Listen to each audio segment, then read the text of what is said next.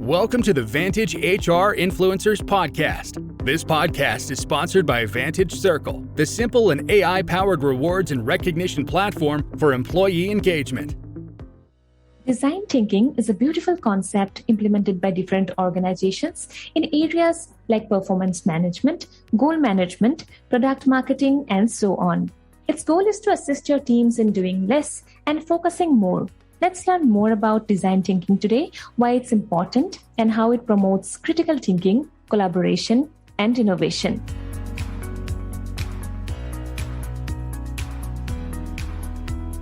Hi everyone, I'm Sushmita, your host, and Ben Whitter, who is regarded as the world's leading authority on employee experience, an international keynote speaker, and one of the world's top management thinkers by Thinkers 50, joins me in this week's podcast to understand design thinking in HR.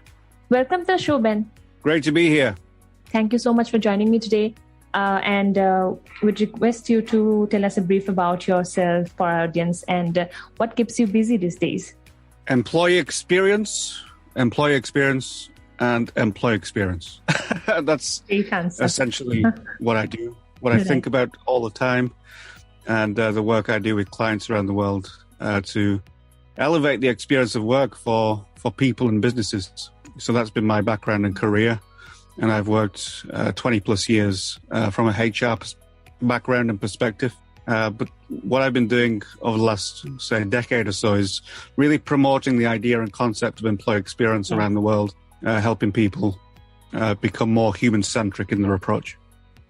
So what exactly interests you in employee experience? Well, for me, it's an absolute game changer for organizations. It's not some corporate abstract concept, an idea that doesn't really impact or resonate with employees.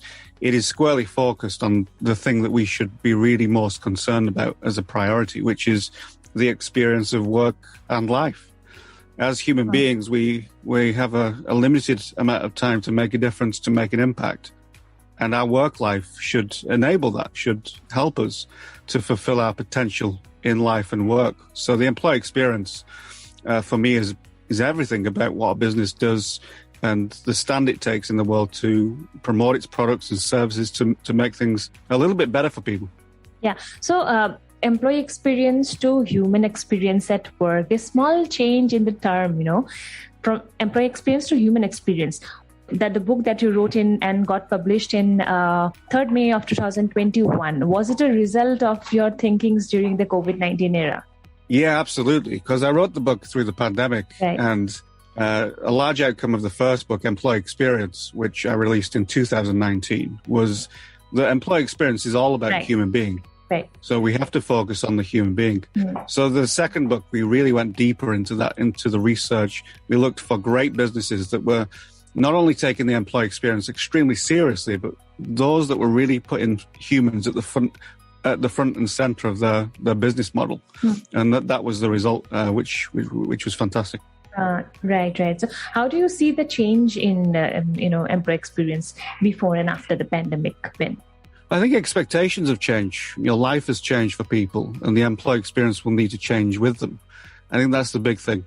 So people have new opportunities, they have new options, and they have new mindsets about the way work interacts with other elements of their life. So I think that's what's been a major change with many people considering their jobs, considering what they really want to do in life. And I think it's accelerated that thinking. Usually people wait until kind of midlife to have some really deep conversations with themselves. Right. But I think the pandemic and the really strong awakening that's happening in terms of, the amount of time we have and what we do with it, I think has prompted people to question everything about their lives. So the employee experience will need to change and evolve with that. So looking at how we become, creators of more autonomous workplaces, flexible workplaces, organizations where well-being is a high priority, but really helping people to tap into their full potential and make changes to the business that enable people to do that, really. Right. So, all these years, we have been talking about employee experience. But Ben, how exactly do we measure employee experience? Like, how much is more, what is better, and what is less employee experience? The big thing for me, I think, is alignment. I think alignment is a great measure of employee experience. Is your employee experience aligned to your customer experience, to your business strategy? I think that's one measure that is underrated, but is absolutely fundamentally critical in the way that you design that employee experience. So alignment with what matters most to your organization, what matters most to your people are critical measures of employee experience. And then there are various things and tools and techniques that we can use to mine data, to analyze data, to understand the performance of the employee experience. But what it really comes down to is alignment and accountability for the quality of that employee experience to deliver superior business and human outcomes. That's the bottom line for me. Right. Brilliant. And coming to the topic today about design thinking in HR, would you like to describe in brief about what exactly is design thinking first? Yeah, for us, I think design thinking is, it's not a workshop or employee journey mapping or a one-off thing. It's an entire approach to creating human resource policy, practices, and experiences. So it's a mindset, it's an approach, it's something that you apply to design better experiences. So leading with empathy in that design process is absolutely critical to create those fantastic experiences that help businesses grow and develop their relationship with employees. So designing with intention, designing with purpose and real thoughtful consideration is a key element of design thinking. But the basics is from an idea to iterating that idea to deploying a new experience. You go through this design thinking process, which improves and creates new experiences that perform better within the organization. Right. So who can design HR? Who can initiate the design thinking process in HR? Yeah. Well, I think often it's employees who drive the design process because they have identified wants or needs that they need in order to do their best work. So I think the stakeholder or the user or the person at the end of the experience is the person who is prime time for starting a new product or new service or a new experience. The designers really are cross-functional, so they can come from any function or team. They can come from HR, they can come from IT, they can come from estates or wherever it may be, marketing. And the thing about it is we have to think about our key users and stakeholders, whether that's customers or employees. We need to design things that work for them and work in the way they want them to. So I think that's the most important aspect of this, rather than kind of who designs it. Generally, you have designers across the organization that are mobilized to develop and design these things. But it's great to have a number of these colleagues with design thinking skills and abilities so that they can apply it to their everyday work as well. Okay, so would you like to elaborate a few ways in which design thinking is being used by different organizations, especially in employee experience? Yeah, I think in numerous ways. We've seen case studies from organizations that have disrupted their entire onboarding processes, the technology experience, the way they grow their employees, so the development experience.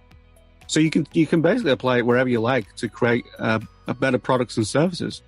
So yeah, I think there's no limits to where you can't apply this. Okay. So Ben, what would be your end note for our listeners today? That's a good question. Well, I think the end note of this is to really position employee experience as a critical priority within the business, within the organization, because ultimately we've tapped into something here that is a huge privilege. We're affecting people's lives in ways that we couldn't imagine a few years ago. So I think focusing on the experience in everything that we do as leaders, as designers, as people, will create stronger outcomes for your business and for your people. And that, ultimately creates admired, respected, and trusted brands. So I think that's one way we can use design thinking as a tool, as an approach, as a mindset to enable those outcomes to be unlocked for us. Would you like to talk about any reference book or a podcast or anything about design thinking to our listeners? Yeah, so you can find out more about design thinking within the context of employee experience. in my books, Employee Experience and Human Experience at Work. You can also find us at HEX Organization, HEX organization.com, where we run HEX practitioner trainings and courses and various other things. So yeah, that's me. Thank you so much for sharing that, Ben. And finally, would like to know how our listeners can reach out to you. You can connect with me on LinkedIn. You can collaborate with me at hexorganization.com. You can find me at benwhitter.com as well. So there's a few ways and means that you can get in touch. Brilliant. That was such a great time talking to you, Ben. Thank you so much for joining me and making this conversation happen. Yeah, thank you very much. It's been an absolute pleasure. Thanks for listening to the Vantage HR Influencers Podcast. Please do subscribe to Vantage HR Influencers Podcast on Apple Podcast, Spotify, and our YouTube channel for new episodes.